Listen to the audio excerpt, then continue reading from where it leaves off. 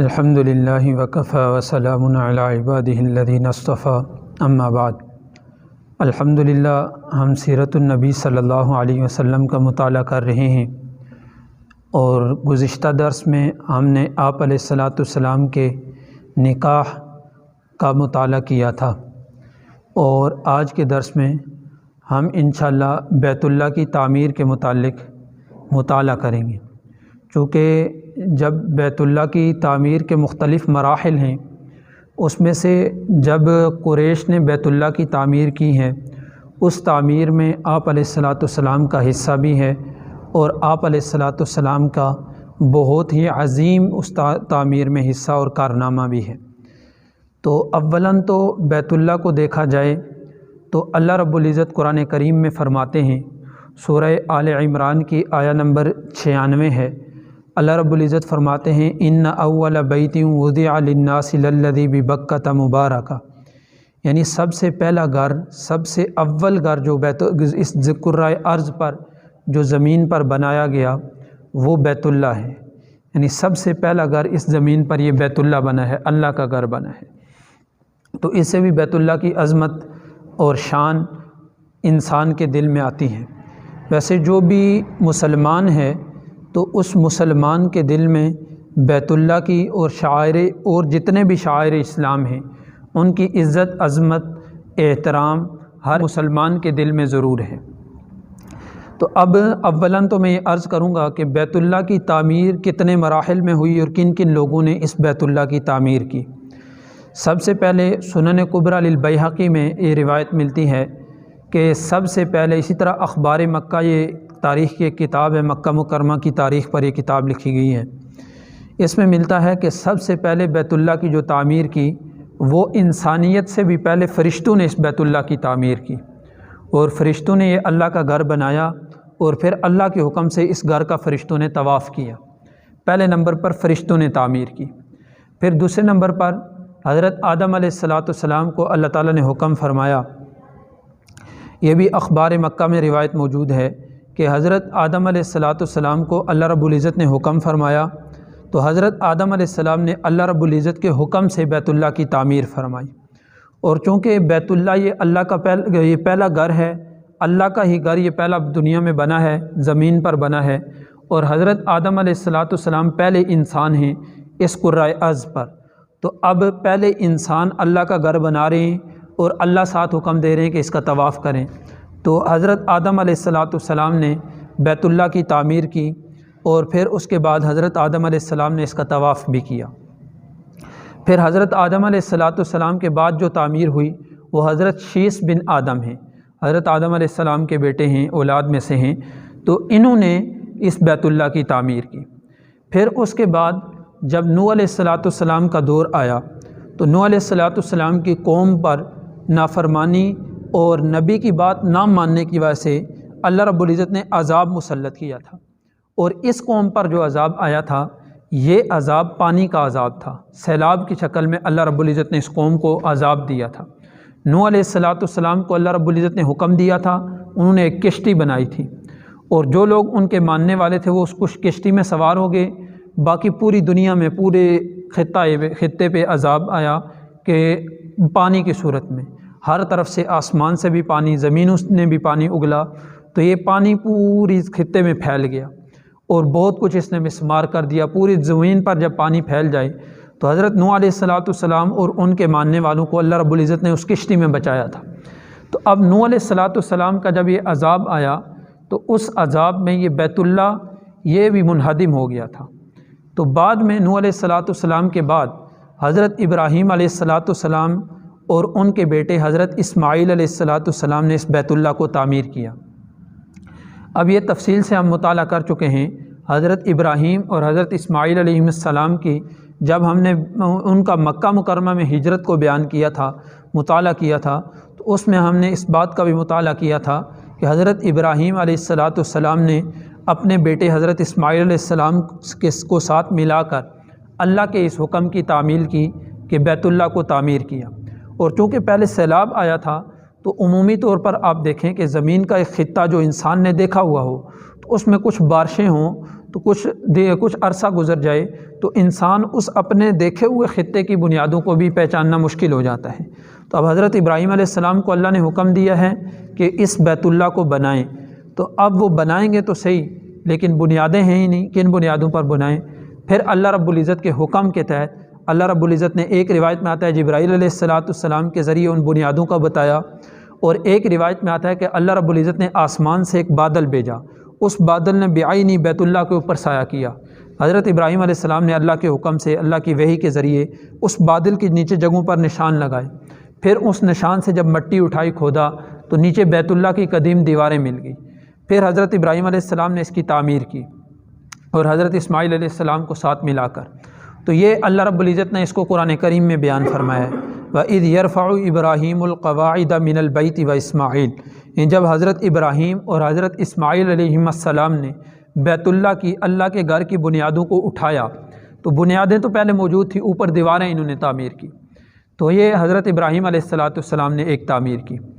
اور پھر حضرت ابراہیم علیہ السلام جب حجر اسود جس جگہ پر نصب ہے،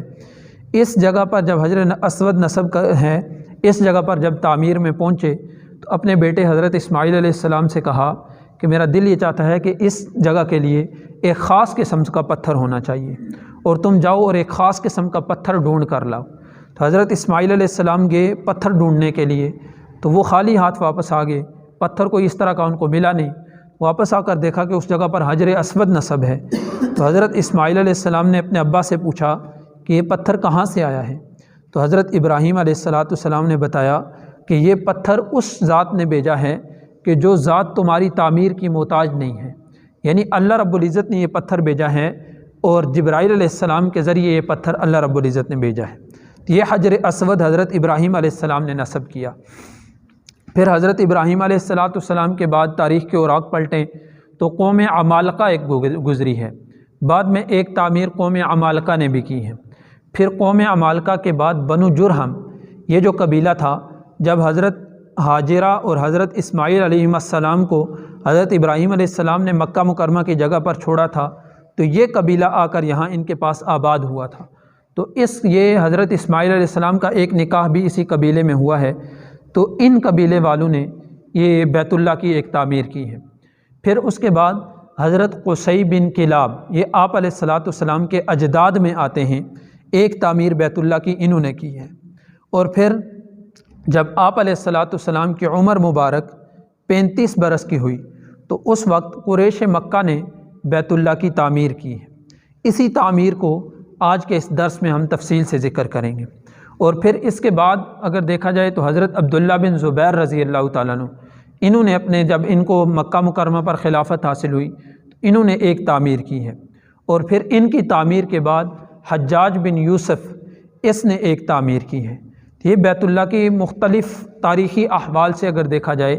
تو یہ اتنے لمبے عرصے میں یہ مختلف تعمیرات اس کی چلی آ رہی ہیں۔ پہلی تعمیر فرشتوں نے کی اللہ تعالیٰ کے حکم سے، پھر دوسری تعمیر حضرت آدم علیہ السلام نے کی، تیسری تعمیر حضرت شیث بن آدم علیہ السلام نے کی، اور چوتھی تعمیر حضرت ابراہیم اور حضرت اسماعیل علیہ السلام دونوں باپ بیٹے نے کی، پانچویں تعمیر قوم عمالقہ نے کی، چھٹی تعمیر بنو جرہم نے کی، ساتویں تعمیر حضرت قصی بن کلاب نے کی، اور آٹھویں تعمیر قریش کے خاندانوں اور انہوں نے مل کر کی، اور پھر نویں تعمیر حضرت عبداللہ بن زبیر رضی اللہ تعالیٰ عنہ نے کی، اور 10ویں تعمیر حجاج بن یوسف نے کی۔ یہ ان تاریخی شواہد کو دیکھا جائے تو یہ 10 تعمیرات بیت اللہ کی ملتی ہیں۔ اب ہم آپ علیہ السلام کی سیرت کا مطالعہ کر رہے ہیں تو آپ علیہ السلام کی عمر مبارک 35 سال ہے جب یہ قریش نے تعمیر کی، اور اس وقت تعمیر کی وجہ کیا بنی؟ چونکہ حضرت ابراہیم اور حضرت اسماعیل علیہ السلام نے جو بیت اللہ کی تعمیر کی تھی، وہ بیت اللہ کی تعمیر ایک نشیبی جگہ میں تھا، بیت اللہ یعنی نیچے کی جگہ میں تھا، اور جب بارش ہوتی تھی تو بارش کی بنا پر اوپر پہاڑوں سے پانی آتا تھا، اور وہ پانی آ کر بیت اللہ کی دیواروں کے ساتھ ٹکراتا تھا، جس کی وجہ سے بیت اللہ کی عمارت بہت بوسیدہ ہو گئی تھی اور دیواریں کمزور ہو گئی تھیں۔ آج کل کے اعتبار سے تو دیکھا جائے تو دیواروں میں سیمنٹ لگایا جاتا ہے، اور آج سے چند عرصہ پیچھے دیکھیں تو گارے کی دیواریں بنائی جاتی تھیں، پتھر لگا کر بیچ میں سیمنٹ کی جگہ گارا لگایا جاتا تھا۔ لیکن وہ اس وقت کی جو تعمیر تھی وہ صرف پتھر ہی لگے ہوئے تھے، سیمنٹ گارا کچھ نہیں تھا، سیمنٹ کا تو اس وقت وجود ہی نہیں تھا، سیمنٹ کا کوئی خواب ہی نہیں تھا۔ تو اس وقت جو تعمیر ہوئی تو جب پانی آ کر لگتا تو اس کی دیواروں کو سخت نقصان پہنچاتا تھا، اور ان لوگوں نے جو اس وقت کے قریش کے قبائل تھے انہوں نے باقاعدہ پہاڑوں پر جا کر بند بھی باندھے تاکہ پانی بیت اللہ کی طرف نہ جائے، دوسری طرف نکل جائے۔ لیکن وہ بند کچھ تو کام دیتے تھے، لیکن بارش جب سخت ہو جاتی، زیادہ پانی آتا تو ان بندوں کے اوپر سے پھر پانی آتا سا نیچے، ایک تو یہ وجہ بنی۔ اور اس کے بعد چونکہ بیت اللہ کے اوپر دیواروں کے اوپر غلاف چڑھایا جاتا تھا، تو ایک مرتبہ ایک عورت بیت اللہ کے غلاف کو خوشبو کی دھونی دینے کے لیے، اس کو جلا کر اس کو دھونی دینے کے لیے گئی تو ایک چنگاری بیت اللہ کے غلاف پر پڑ گئی اور وہ غلاف سارا جل کر راکھ ہو گیا، جس کی وجہ سے بیت اللہ کی عمارت کو بھی نقصان پہنچا۔ اس کی بنا پر قریش نے از سر نو بیت اللہ کو تعمیر کرنے کے آپس میں مشورہ کیا اور اس پر اتفاق کیا۔ ایک روایت اور بھی بیان کی جاتی ہے کہ اس وقت جو دور دراز سے لوگ آتے تھے وہ بیت اللہ کے لیے خاص تحفے اور تحائف اور سونے چاندی کے زیورات کی صورت میں تحفے لایا کرتے تھے بیت اللہ کے لیے، بیت اللہ کی نظر کے لیے۔ اور بیت اللہ کے اندر ایک کنواں تھا، تو اس کنویں میں وہ ساری چیزیں بیت اللہ کی جو نظر ہوتی تھی، بیت اللہ کے لیے جو لوگ ہدیہ تحفہ لاتے تھے وہ اس میں رکھی جاتی تھی۔ تو چونکہ پہلی جو عمارت تھی اس عمارت میں 2 دروازے تھے، ایک طرف سے داخل ہوں دوسرے سے نکل جائیں، اور اس کے اوپر چھت بھی نہیں تھی۔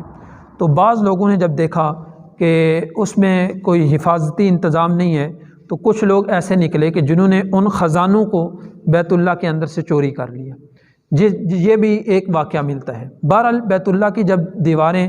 کچھ منہدم ہوئی، کچھ کمزور پڑ گئی، تو پھر قریش نے آپس میں مل کر فیصلہ کیا کہ بیت اللہ کو نئے سرے سے تعمیر کیا جائے۔ اس پر سارے متفق ہو گئے، اور پھر حضرت محمد صلی اللہ علیہ وسلم کے والد حضرت عبداللہ، ان کے ماموں ہیں وہب بن عمر، انہوں نے کھڑے ہو کر قریش کو خطاب کیا اور ان کو خطبہ دیا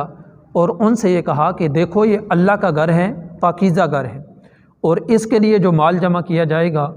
وہ مال پاکیزہ مال ہونا چاہیے، سود کا پیسہ اس میں نہ ہو، اسی طرح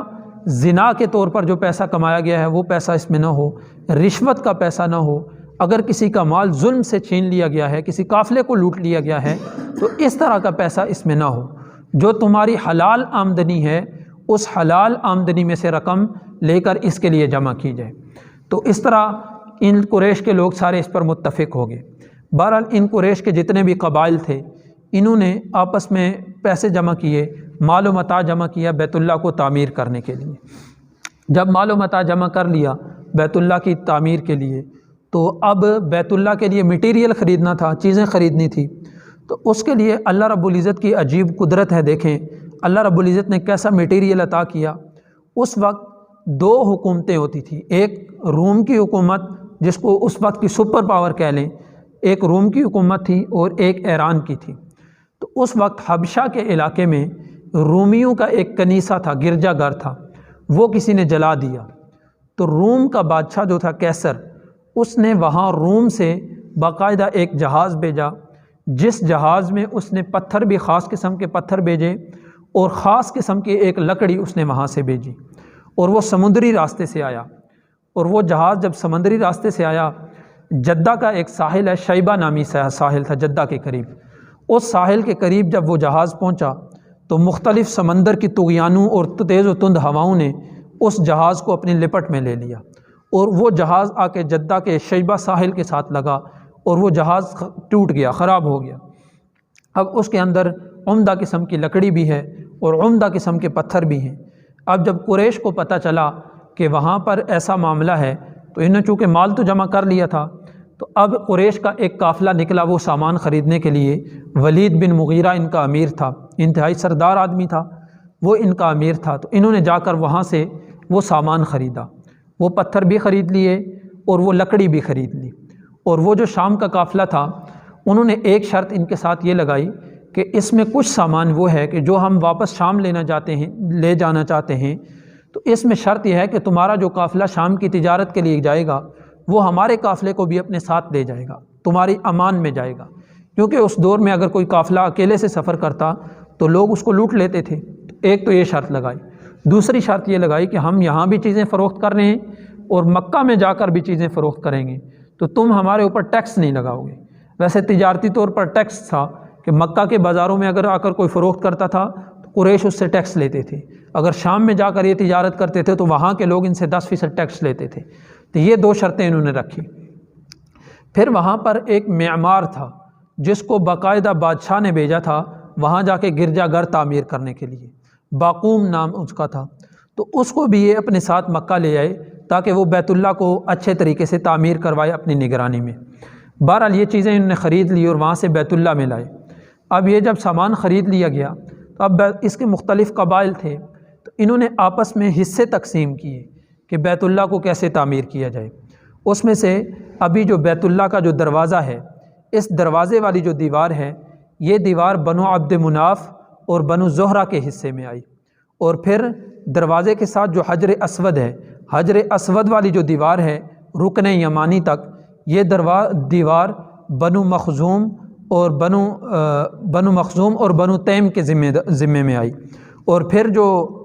حتیم والی طرف ہے، حتیم والی دیوار یہ بنو اسد اور اس کے ساتھ چند قبیلے تھے ان کے ذمے آئی۔ اور پھر جو بیت اللہ کا دروازے کے مخالف سمت میں دیوار ہے، جیسے یہ دروازے ہیں یہ پیچھے دیوار ہے، دروازے کے مخالف سمت میں جو دیوار ہے وہ بنو جمح اور بنو سہم کے حصے میں آئی۔ اب قریش کے لوگوں نے یہ تو تقسیم کر لیا، لیکن اب بیت اللہ کی پرانی دیواروں کو گرائے کون؟ اس کے لیے بہت ہمت کی ضرورت تھی، کیونکہ قریش نے ابرہہ کے لشکر کو ہلاک ہوتے دیکھا تھا جو بیت اللہ کو گرانے آیا تھا، اور اللہ رب العزت نے ابابیل بھیج کر اس کے لشکر کو تباہ و برباد کیا تھا۔ یہ ہلاکتیں دیکھ چکے تھے، اس لیے اب کوئی ہمت کسی کو نہیں ہوتی تھی کہ وہ بیت اللہ کی دیوار کو گرائے۔ تو یہی ولید بن مغیرہ یہ آگے بڑھا اور کدال لی اور بیت اللہ اور مقام ابراہیم کے قریب کھڑے ہو کر اس نے دعا کی اور اللہ سے کہا اللہم لا نرید الا الخیر، اے اللہ میرا اس کو گرانے سے صرف خیر کا ارادہ ہے، یعنی میں کوئی شر کا ارادہ لیے نہیں ہوں تیرے گھر کو گرانے کے لیے، بلکہ خیر کا ارادہ ہے۔ اور وہ خیر کا ارادہ کیا تھا کہ اچھے طریقے سے دوبارہ اس کو تعمیر کیا جائے۔ تو اس نے ولید بن مغیرہ نے اس بیت اللہ کی جو حجر اسود والی دیوار ہے اس دیوار کو گرانا شروع کیا کدال لے کر۔ اب قریش پیچھے کھڑے دیکھ رہے ہیں، وہ تو ڈر رہے ہیں کہ اس پر اللہ کا عذاب نہ آ جائے، تو وہ پیچھے کھڑے دیکھ رہے ہیں، اور ان کے ذہن میں یہی تھا کہ اگر ولید کو کوئی نقصان نہ پہنچا تو پھر ہم بھی اس میں حصہ لیں گے، اور اگر خدا نہ خواستہ ولید پر کوئی آسمانی آفت آ پڑی پھر جتنے پتھر اس نے نکالے ہیں ہم دوبارہ وہی لگا دیں گے۔ تو اب ولید نے وہ کدال لے کر پتھر نکالے بہت سے۔ پہلے دن تو قریش اس کے قریب نہیں گئے، پھر رات کو جب شام ہو گئی انہوں نے کہا کہ دیکھتے ہیں صبح تک ولید کا کیا حال ہوتا ہے، اگر وہ اچھی حالت میں ہے تو پھر اس کی مطلب یہی ہے کہ اللہ تعالیٰ اس پر راضی ہیں، اور اگر اچھے حالت میں نہیں ہے پھر ہم اس کے ہاتھ نہیں لگائیں گے۔ بہرحال جب صبح کو دیکھا تو ولید پھر کدال لے کر آیا، ولید بن مغیرہ، اور وہ اچھی حالت میں تھا۔ اس پر قریش کو خوشی ہوئی کہ اللہ تعالیٰ ہماری اس تعمیر پر راضی ہیں۔ صبح کو پھر سب نے اس کی بیت اللہ کی جو پرانی دیواریں تھیں وہ دیواریں انہوں نے اکھاڑی اور پھر اپنے اپنے حصے کی تعمیر میں شروع ہو گئی۔ پھر جب تعمیر وہاں تک پہنچی جہاں بیت اللہ کے کونے میں حجر اسود کو نصب کرنا تھا، کیونکہ یہ بہت بڑے شرف کی بات تھی، بہت بڑی عزت اور مرتبے کی بات تھی، تو وہاں جہاں حجر اسود کو نصب کرنا تھا جب وہاں تک تعمیر پہنچی تو اس وقت کیونکہ ایک طرف کی دیوار یہ بنو مخزوم اور بنو تیم کی ہے جو حجر اسود والی، وہ ان کی ذمہ داری ہے، اور دوسری طرف جو دیوار ہے ابھی جو بیت اللہ کا دروازہ ہے یہ دیوار یہ قریش یہ بنو عبد مناف اور بنو زہرہ کے ذمے ہے۔ اب جب حجر اسود کو نصب کون کرے، اس میں بنو عبد مناف اور بنو مخزوم کا سخت آپس میں ٹاکرا ہو گیا۔ اچھی بلی تعمیر چل رہی تھی، ان کے آپس میں بہت سخت اختلاف ہو گیا، 3 سے 4 دن ایک دوسرے کے خلاف تقریریں ہوتی رہی، پھر آخر یہاں تک بات پہنچ گئی کہ لڑنے مرنے کے لیے تیار ہو گئے۔ اور انہوں نے کیونکہ اس وقت قریش کا یہ عمومی رواج تھا کہ جب بھی کوئی لڑائی کے لیے کوئی مضبوط کسی عہد کرتا تھا تو ایک خون کا پیالہ منگوایا انہوں نے، اس میں اپنے ہاتھ ڈالے اور یہ عہد کیا تو اس وقت تک لڑیں گے جب تک کہ یہ جو حجر اسود کو نصب کرنے کی فضیلت ہمارے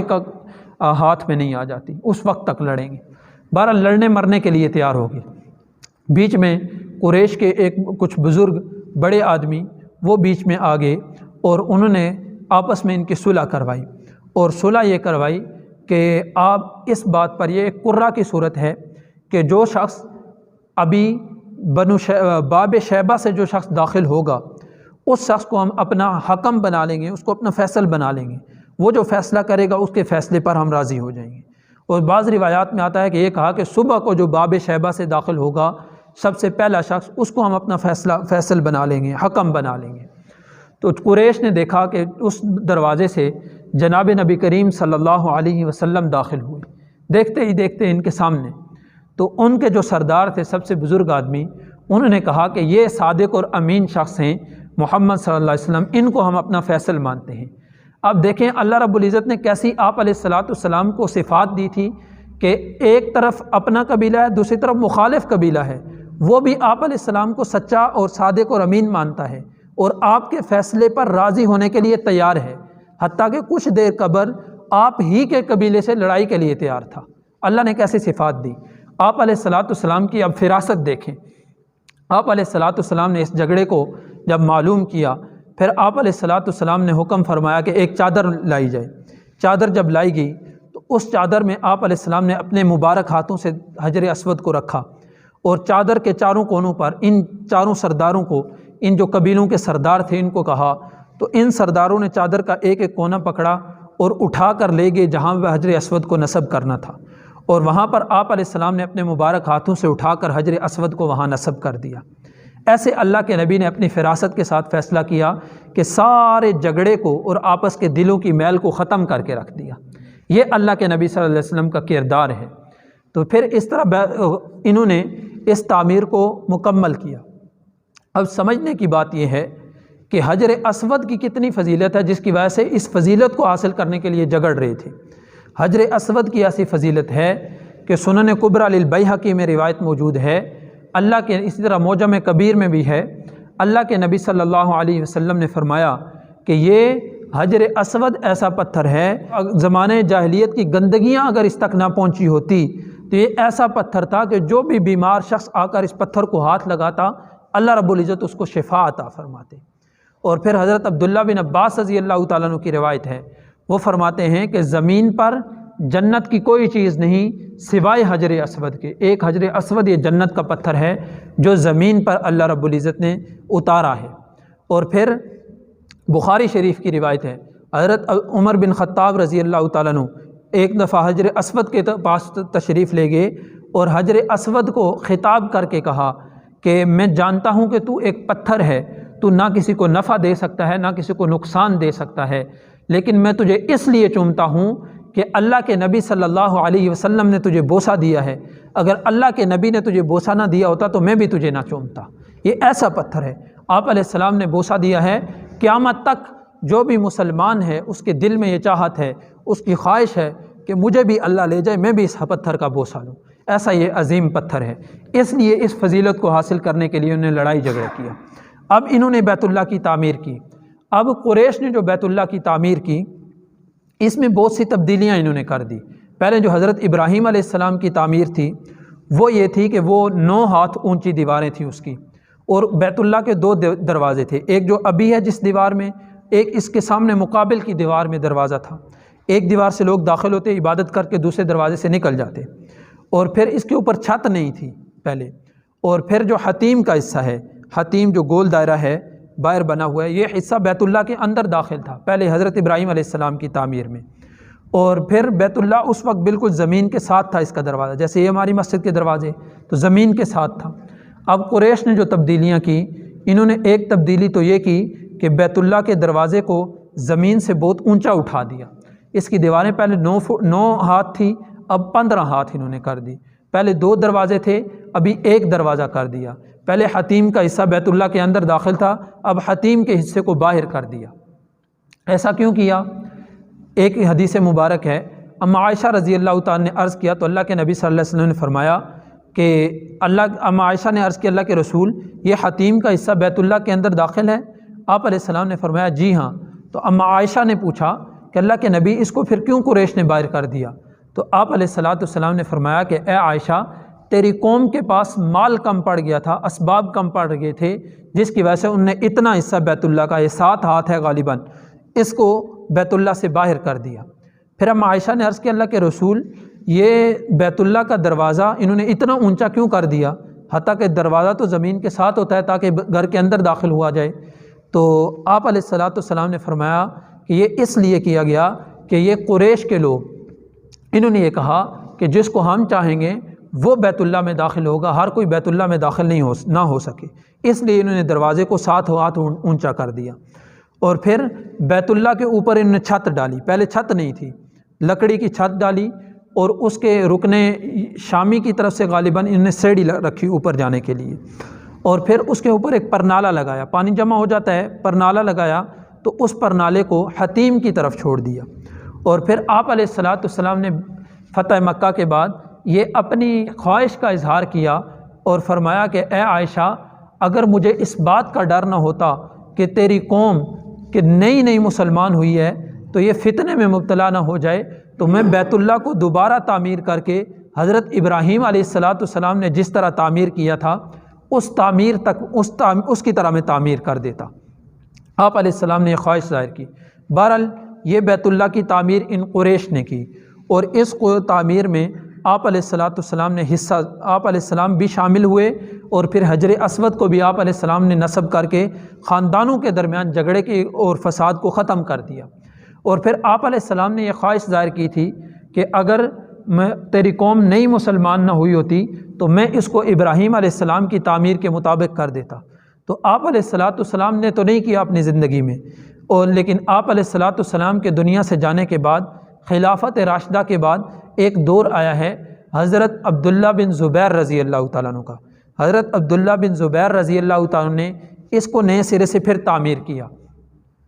اور اس وقت ایک واقعہ یہ بھی ملتا ہے کہ حضرت عبداللہ بن زبیر رضی اللہ تعالیٰ عنہ کے خلاف یزید کی جو حکومت تھی، انہوں نے چڑھائی کی اور منجنیق کے ذریعے پتھر برسائے، جس کی وجہ سے بیت اللہ کی دیواروں کو بہت سخت نقصان پہنچا۔ اور حضرت ایک روایت یہ ہے کہ حضرت عبداللہ بن زبیر رضی اللہ تعالیٰ عنہ نے اس وقت چونکہ عائشہ رضی اللہ تعالیٰ سے یہ روایت سنی تھی، اس وقت قریش کے چند 70 بڑے افراد کو لے کر عائشہ کے پاس گئی اور ان سے آپ علیہ السلام کی اس خواہش کا پوچھا۔ تو آپ علیہ السلام کی اس خواہش کا کہ اگر میری قوم نئی مسلمان نہ ہوئی ہوتی تو میں حضرت ابراہیم علیہ السلام کی تعمیر کی طرز پر دوبارہ اس کو تعمیر کر دیتا۔ تو اب آپ علیہ السلام کی اس خواہش کو حضرت عبداللہ بن زبیر رضی اللہ تعالیٰ نے تعمیر پورا کیا۔ اب ان قریش کے 70 افراد کو گواہ بنا کر پھر بیت اللہ کی دیواروں کو انہوں نے اکھاڑا اور نئی تعمیر شروع کی۔ اب جب اکھاڑا تو چونکہ ابھی قبلہ بن چکا ہے، جب آپ علیہ السلام کی عمر 35 سال تھی، 40 سال کے بعد نبوت ملی ہے، اس کے بعد نماز کا حکم آیا ہے، اس وقت تو قبلے کے طور پر نہیں، لیکن اب تو مسلمانوں کا قبلہ ہے، جب اکھاڑ دیا تو نماز کس طرف پڑھیں؟ حضرت عبداللہ بن عباس رضی اللہ تعالیٰ نے فرمایا کہ بیت اللہ کی جو دیواریں تھیں اس کے گرد کپڑے لگا دیے جائیں تاکہ اس طرف بیت اللہ کی جو جگہ ہے اس طرف رخ کر کے لوگ نماز پڑھ سکیں۔ تو حضرت عبداللہ بن زبیر رضی اللہ تعالیٰ نے دیواروں کو اٹھایا، اور پھر نیچے جو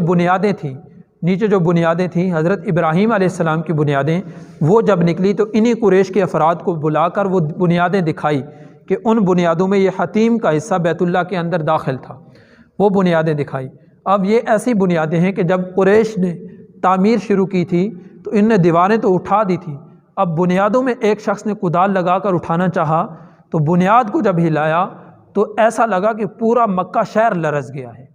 اس لیے پھر انہوں نے بنیادوں کو نہیں چھیڑا تھا۔ حضرت عبداللہ بن زبیر رضی اللہ تعالیٰ نے وہی ابراہیمی تعمیر کی، حتیم کو بیت اللہ کے اندر داخل کیا، 2 دروازے بنائے اور پھر اس کی دروازہ بھی نیچے کیا۔ تو یہ حضرت عبداللہ بن زبیر رضی اللہ تعالیٰ نے کروایا۔ بعد میں جب حضرت عبداللہ بن زبیر رضی اللہ تعالیٰ شہید ہو گئے، اس کے بعد جب حجاج بن یوسف گورنر بنا تو اس نے عبد الملک بن مروان کو خط لکھا اور کہا کہ میں چاہتا ہوں کہ بیت اللہ کی تعمیر اس طرح کر دی جائے جیسے قریش نے کی تھی۔ تو عبد الملک بن مروان نے اس کو اجازت دی، تو اس نے دوبارہ قریش کی تعمیر، ابھی یہ جو تعمیر ہے یہ قریش کی تعمیر کے مطابق چلا آ رہا ہے۔ تو بعد میں جب عبد الملک بن مروان کو پتہ چلا کہ عائشہ رضی اللہ تعالیٰ عنہ والی روایت صحیح روایت ہے، تو اس نے بہت افسوس کا اظہار کیا کہ کاش کہ میں اس وقت اجازت نہ دیتا اور حجاج بن یوسف اس میں جلدی نہ کرتا، اور بعد میں عبد الملک بن مروان کے بیٹے نے بھی اس پر افسوس کا اظہار کیا، اور بعد میں انہی میں ایک بادشاہ گزرا ہے، اس نے بعد میں یہ خیال ظاہر کیا، حضرت امام احمد بن حنبل رحمۃ اللہ علیہ سے عرض کی کہ میں چاہتا ہوں کہ میں اس بیت اللہ کو دوبارہ تعمیر کروں، اور جس طرح آپ علیہ السلام کی خواہش تھی، حضرت ابراہیم علیہ السلام نے تعمیر کیا تھا، اس طرز پر تعمیر کروں۔ لیکن اس وقت حضرت امام احمد بن حنبل رحمۃ اللہ علیہ نے فرمایا کہ ایسا نہ کرو، اگر تم ایسا کرو گے تو بار بار تعمیرات کی وجہ سے یہ بیت اللہ اللہ کا گھر ہے، انتہائی عظیم گھر ہے، بعض بار کی تعمیرات کی وجہ سے یہ بادشاہوں کا کھلونا بن کر رہ جائے گا، اس لیے اس کو ایسا نہ کرو۔ تو اس لیے ابھی یہ جو بیت اللہ ہے یہ قریش کی تعمیر ہے، یعنی ابھی اس کا دروازہ بھی اونچا ہے اور دروازہ بھی ایک ہے، اور حتیم کا حصہ جو ہے اس پہ تھوڑی سی دیوار لگی ہوئی ہے کہ وہ بیت اللہ کے اندر کا حصہ ہے۔ تو یہ بیت اللہ کے مطابق جو ہمارے درس کے متعلق، سیرت کے متعلق جو مطالعہ تھا وہ آج میں نے عرض کیا ہے۔ آئندہ دروس میں انشاءاللہ آپ علیہ السلام کی اس وقت عمر 35 سال تھی، اور 35 سال کی بعد کے عمر کے آپ علیہ السلام کی سیرت ہے، اس کا انشاءاللہ مطالعہ کریں گے۔ اللہ رب العزت سے دعا ہے کہ اللہ تعالی ہمیں آپ علیہ السلام کی سیرت طیبہ کو سمجھ کر اپنی زندگی آپ علیہ السلام کی زندگی کے مطابق گزارنے کی توفیق عطا فرمائے۔